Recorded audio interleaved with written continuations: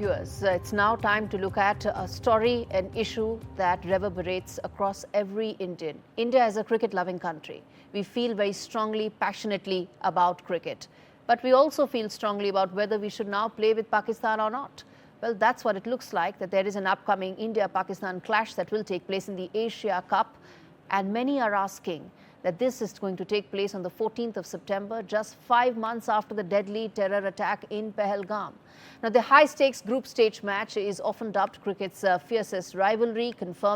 It was confirmed in the Asia Cup 2025 schedule that was released a short while back. But the announcement has triggered an opposition pushback, reflecting the general public sentiment to boycott Pakistan over its terror nexus. Raising the matter is many Indians, and there are several politicians as well. But this is not about politics. This is about every Indian who feels passionately about the game, but also passionately about the fact that why is it that we should play with a country that continues to fund, sponsor, abet and train terrorists, sending them to India. Let's get you the big questions, and then we get in General Dua for more on this as well. The big questions that we're asking is, first and foremost, where does India really draw the line when it comes to Pakistan? Secondly, is it ethical for India to play against Pakistan in a cricket match? Thirdly, how long will Pakistan-sponsored terror affect sports? What does India stand to gain from playing Pakistan? Let's play those big questions again, viewers. The first and foremost, the first big question that we are asking, where does India draw the line with Pakistan? That's the first question. Second question that we are asking is, should terror and sport happen together? That's the biggest issue. Should India be playing with a country that continues to fund terrorists into Indian territory? The third key question that we are asking, what does India really stand to gain from playing with Pakistan? What is in it for us? We are the world's most successful cricketing country. Our BCCI is the most successful cricketing body in the world. What is it that we stand to gain when we play with Pakistan? That's the question that we are asking. Let's get in General Dua, who's joining me on the broadcast, for more on this. General Dua, every Indian loves cricket, but we are also very passionate about the game, and equally passionate about the fact that should we be playing with Pakistan right now? Gaurie, thank you for having me on the show. I know this is an emotive issue because cricket is like religion in our country. So it is important that everyone has a point of view on it. But I allow me to just express my point of view. As a soldier, I feel that if we are at a stage with Pakistan where we've just had this dastardly, I would call it crime rather than a terror attack in Pahalgam, where we've had Operation Sindoor, where across the line of control there was firing and many lives were lost to Pakistan army shelling, where our civilians and soldiers alike are at the brunt of terrorist killings or terrorist violence. So I feel that under these circumstances, we should not be playing cricket with Pakistan. Let me just give me a minute more. Because I don't know where your first question that you flashed, the first question, where do we draw the line? Because if you talk of cricket today, tomorrow, then what's wrong in having music concerts? Sir, tomorrow it will be movies, day after it will be something else. That's exactly what I said, music concerts. How can you continue movies, like that? Yes, go ahead, sir. Some other exchanges, peaceful exchange. There are many bodies. I understand that we as people relate very much to each other. My own father has come from what is now in Punjab, which is now in Pakistan. I can relate to people. I meet people otherwise. But as a country, we need to draw a line somewhere. And as a soldier, I feel that when we are losing lives on the borders and in the hinterland to Pakistan army or Pakistan state-sponsored terrorism, I think we should draw a line.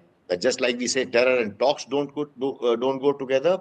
I think we should also draw a line as sports. Exactly. Let's not sports play and games terror cannot go together. And that's the second question I've actually asked, which is that can sport and terror actually go together? And sir, this is at a time when we've just successfully concluded Operation Mahadev.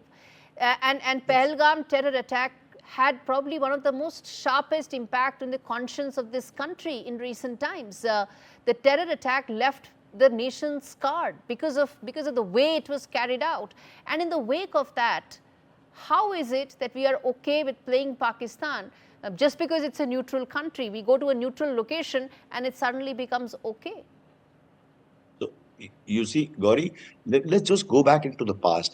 I was commanding officer. I was a colonel then when the Kargil war took place, the Kargil conflict took place. I was deployed. My battalion was on the line of control. When Kargil conflict broke out, India and Pakistan were playing some series, I forget which. There were some matches going on. And then also, there was a lot of hue and cry about this. And I think a match or two were played after conflict had been joined, and then it had been called off. So the point is, you asking me as a soldier, I mean, I'm sure informed citizens can make up their own mind, but as a soldier, how do I explain it? We are very emotive about it. How do I explain it to the family or the kin of somebody who lost their son or their husband to the terrorist bullet or to the firing or exchange across the LOC? How do you explain it to them while they've lost their breadwinner, the family is in gloom, and we continue to play cricket? And like we said earlier, tomorrow it could be other things. Indeed, sir. Tomorrow it could be anything. And also, do you think that for a country that is so passionate about cricket, this seems almost counterintuitive, doesn't it? That we love our sport so much, and it's our national passion, so to say. But we feel so strongly about it, just like we feel so strongly about Pakistan.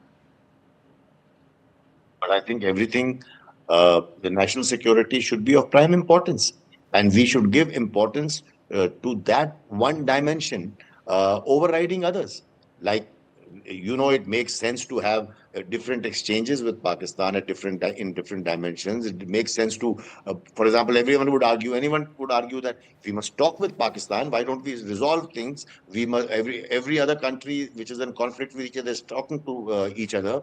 But then our government has taken a stand, and rightfully so, that terror and talks won't go together. Blood and water cannot flow down the same rivers. So if that cannot flow together, so if that is going to happen, then here I think it's a very logical conclusion that we should stop playing, not only playing games, but even movies, other kind of cultural soft exchanges should not take place. Absolutely. I'm going to leave it there, General Dua. Thanks so much for joining me on the show, and I share every bit of what you said in my view as well. In fact, that's the bottom line, viewers, which is that when Russia and Ukraine conflict started, it broke out 2022 February. Russian athletes were banned from playing all major, in fact, all global tournaments.